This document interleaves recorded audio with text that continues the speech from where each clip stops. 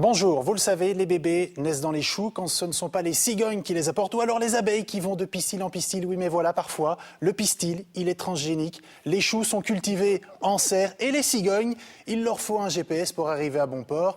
Ça s'appelle l'assistance médicale à la procréation ou, plus étrangement parlant, l'AMP. Et pour discuter de tout cela, j'ai deux invités, Audrey Leblanc et Audrey Malfionne. Bonjour. Bonjour. Alors, qui est Audrey?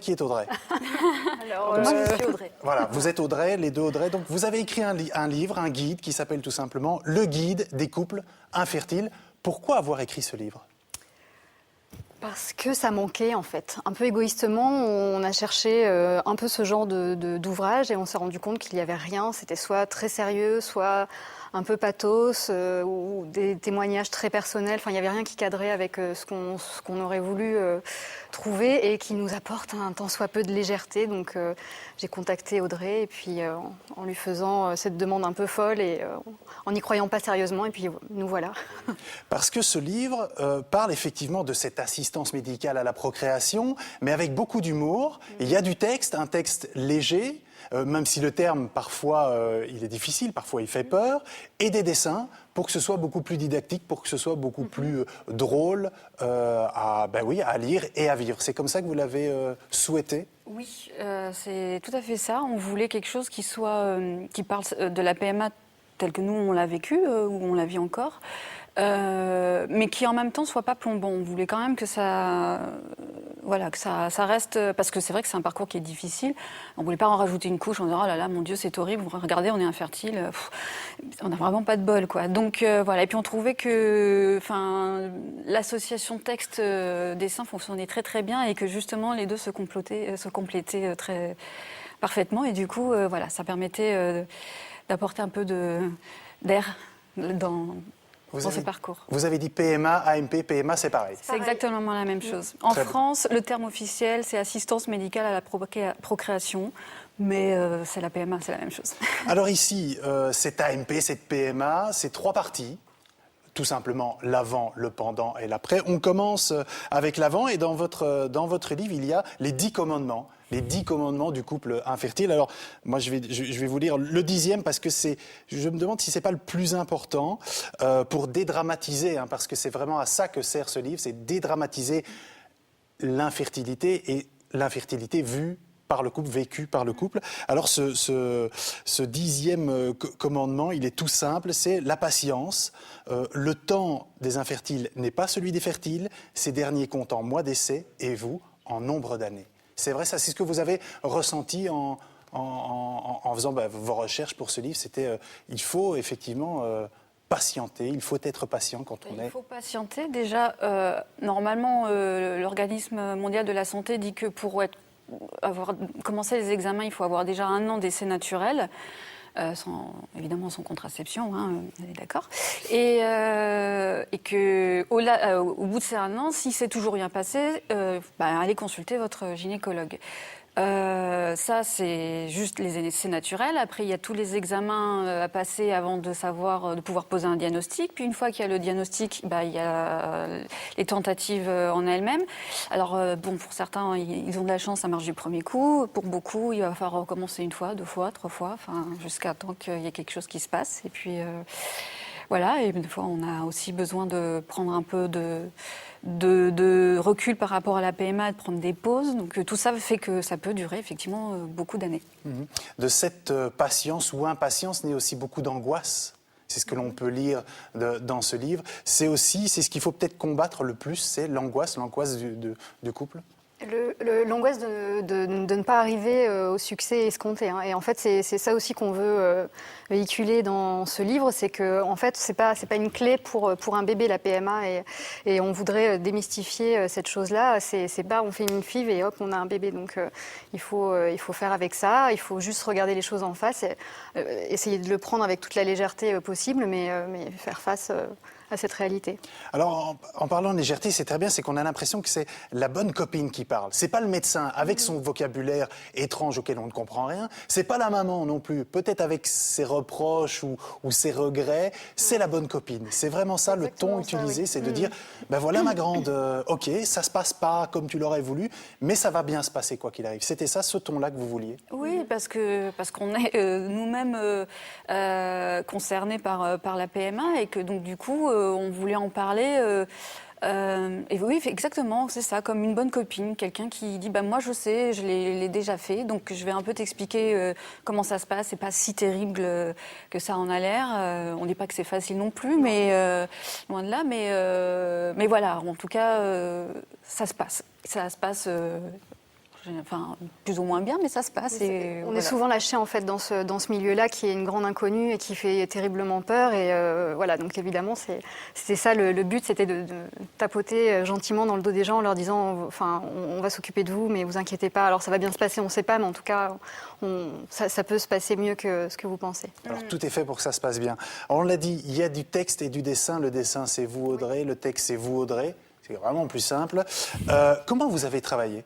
Comment ça s'est passé? Donc vous avez fait des recherches, comment vous avez collaboré? Quand j'ai proposé donc l'idée à Audrey de faire ce livre, j'y croyais pas, donc pas vraiment. Et très rapidement, elle m'a envoyé un sommaire qui était génial, qui était vraiment l'essence du guide que j'aurais voulu trouver. Donc à partir de là, elle de son côté a écrit, de mon côté j'ai fait des dessins, on mettait les deux en commun au fur et à mesure, on était mortes de rire tout le temps. Donc un jour, au bout de 3 ou 4 chapitres, on a présenté le projet aux maisons d'édition, et puis un jour ça a marché. Ça a matché. Il y a des chiffres aussi, parce que parfois on ne peut pas se passer de chiffres. Il y a ce chiffre-là que j'ai retenu sur l'infertilité, bien sûr. Dans 10% des cas, l'infertilité reste inexpliquée. Oui. C'est peut-être encore plus terrible, ça. Oui. Sans doute parce que les gens ont cette idée que quand on est infertile, c'est parce qu'on y pense trop, on est un peu obsédé par ça. Sauf que pour la plupart des gens qui ont un diagnostic biologique, ils peuvent dire mais non, regarde, c'est parce qu'il y a tel problème, tu vois, c'est mon corps ou le corps de mon conjoint ou de ma conjointe. Pour les personnes qui sont en infertilité inexpliquée, ben, du coup, c'est un peu la porte ouverte. C'est bien la preuve que c'est dans la tête, puisque de toute façon, au niveau du corps, il n'y a rien qui cloche. Et puis, ça doit être extrêmement angoissant de ne pas savoir pourquoi ça nous arrive, quoi. Au moins, nous, on peut se dire, bon, ok, c'est pas de bol, mais on sait pourquoi ça ne marche pas. Là, tout est fait pour que ça marche, a priori, et pourtant, il ne se passe rien. Voilà. Alors après, je pense que probablement la médecine va faire des progrès et que peut-être que ces infertilités-là, dans quelques années, elles ne seront plus inexpliquées. Je le souhaite, parce que s'il y a un diagnostic, c'est que potentiellement il peut y avoir une solution. Quand on ne sait pas pourquoi ça ne marche pas, ça reste plus aléatoire en tout cas. De l'angoisse, des crises, et finalement la première victime, c'est le couple. Parce que comme vous l'écrivez, c'est le couple qui vacille. Souvent. Oui, enfin, en tout cas, il est mis à mal toujours, ça c'est une évidence. Alors, il vacille pas toujours, mais en tout cas, quand on passe les obstacles et les difficultés, on se rend compte que son couple est plus solide. On se serait bien épargné, évidemment, tout le parcours, mais on en sort plus solide, ouais. Alors, la deuxième partie de cette assistance médicale à la procréation, c'est le pendant. Alors, avec vos dessins, on comprend mieux. On comprend mieux ce qui se passe. C'est un petit peu, l'AMP pour les nuls. C'est plus clair qu'un dessin scientifique. Mais comment est-ce que vous avez fait? Alors, vous êtes vraiment basé pour synthétiser ça, pour le rendre beaucoup plus populaire, pour le rendre beaucoup plus facile. Ça a été toute la difficulté, mais du travail aussi d'Audrey dans le texte. Ça a été de vulgariser quelque chose qui est quand même un peu compliqué, de le mettre à la portée de tous.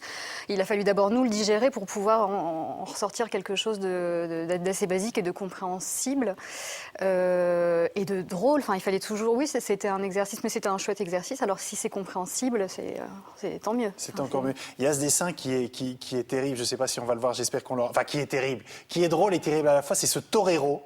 Ce médecin torero qui y va avec ses banderilles et qui dit « Vous inquiétez pas, madame, ça va pas faire mal ». Oui, ça c'était les années 50, ça c'était... et encore, c'est pas... Eh bien non, monsieur. Ça continue encore. Le torero, il frappe encore. Là, on en rigole, mais... On a fait des progrès quand même. Aujourd'hui, on a l'anesthésie quand même. Oui. Merci. Et on en sort à un moment de l'anesthésie. Voilà, Puis on oui, doute quand même. on a un peu mal. Non, mais vous savez, c'est le coup du dentiste qui, avant de vous faire la roulette, vous dit mais détendez-vous. Bah voilà, le gynécologue, c'est exactement la même chose. Il veut qu'on se détende et en nous disant ça, nous on se crispe, on est comme ça sur notre fauteuil. Et nous tend des instruments comme ça, oui, en oui, nous disant on dit, vous êtes tendu pas, là, rien vous du êtes tout. tendu, ça va pas bien se passer. Ben, ah bon? Justement, dans les dessins, il y a eu de la censure parce que, voilà, ici on en rigole sur ça, mais... Il n'y a pas eu beaucoup de censure, à vrai dire. Je m'attendais à ce qu'il y en ait de la part de l'éditeur, et il n'y en a pas eu, miraculeusement. Donc il n'y a pas eu beaucoup de censure, on s'est vraiment fait plaisir, on s'est d'abord fait rire toutes les deux, et puis il s'est trouvé que tout est passé. Très bien, et ça passe même plutôt bien. Troisième partie, c'est l'après. Ça a marché, la grossesse est là, le bébé est né. Alors avec cette question intéressante, parce que après peut-être la honte de dire voilà, notre bébé il n'est pas né naturellement, il y a peut-être la honte aussi de lui dire, est-ce qu'il faut lui dire, est-ce qu'il faut dire aux proches, mais aussi au principal intéressé, est-ce qu'il faut dire que voilà. C'est propre à chacun. Moi, à titre personnel, je ne vois pas pourquoi on ne pourrait pas dire à un enfant qu'on a eu recours à la médecine pour l'avoir. Je pense que ce qu'il va en retenir, c'est qu'il a été très fortement désiré et qu'on est du coup très content qu'il soit arrivé. Après, je pense que ça peut être une très belle histoire à lui raconter et que si on... Il faut adapter le discours à l'âge de l'enfant, évidemment, et à ce qu'il peut comprendre. Mais non, je pense qu'il faut... après, chacun fait comme il sent, mais je pense que c'est bien de le dire. Alors cette aide, ce guide, est-ce que vous avez déjà eu des retours positifs? Est-ce que vous avez déjà eu des couples qui vous ont dit je crois que vous avez tout compris, vous nous avez aidés, parce que c'est un peu aussi pour ça qu'on le fait, mais oui, ça fait plaisir quand on a des retours. Des retours positifs, vous en avez eu? On n'a eu que des retours positifs, oui. Et on a eu pas mal puisqu'on gère une page Facebook dédiée et donc on reçoit des témoignages de personnes qui l'ont lu et qui sont ravies et qui se retrouvent et tout le monde se retrouve en fait, donc c'est extrêmement satisfaisant d'avoir ces retours-là. Et des personnes qui font partie de l'entourage des couples infertiles et qui nous disent aussi, grâce à votre livre, j'ai un peu mieux compris ce que mon cousin, ma tante avaient vécu. Quoi. Eh bien, pour tout comprendre sur l'AMP ou sur l'infertilité, moi je vous propose vraiment de découvrir ce livre, Le guide des couples infertiles, paru aux éditions Caire. Audrey et Audrey, merci beaucoup d'être venus. C'est une tradition dans cette émission, vous allez dédicacer ce livre et moi je vais l'offrir à l'un de nos téléspectateurs ou téléspectatrices. Pour remporter ce livre, il suffit de nous envoyer un email à l'adresse de l'émission faf@rtl.be. Merci beaucoup, mesdemoiselles, d'être venues. Merci à vous, merci pour votre fidélité. À bientôt.